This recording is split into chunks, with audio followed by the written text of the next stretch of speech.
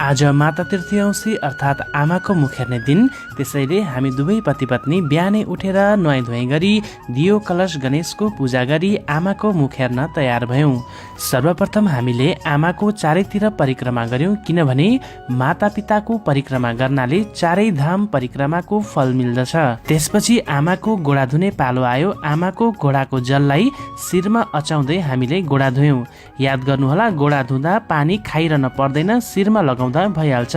आमाको हातलाई यसरी पुसिदिएर मैले टीका पनि लगाइदिएँ। खदा लगाई आमाको गोडालाई ढोगेर हामीले ल्याएको उपहार पनि दियौँ। त्यसपछि जसरी भगवानको आरती उतारिन्छ त्यसरी नै आमाको पनि आरती उतार्यौँ। आमा तिम्रो आँचलमा फेरि लुक्न पाए हुन्थ्यो, आमा तिम्रो काखमा खेली सुत्न पाए हुन्थ्यो।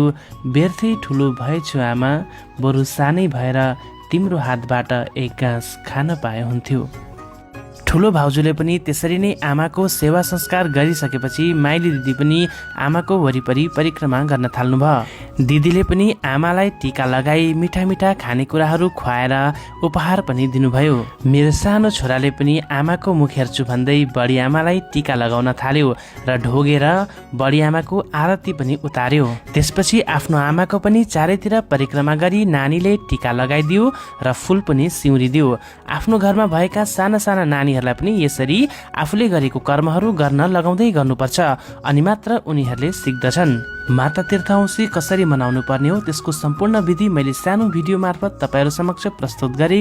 मन परे शेयर गरिदिनुहोला, किनभने तपाईको एउटा शेयरले कसैले यदि माता तीर्थ औँसी कसरी मनाउनु पर्ने सो जान्नु भएको छैन भने उहाँहरूलाई जानकारी हुनेछ।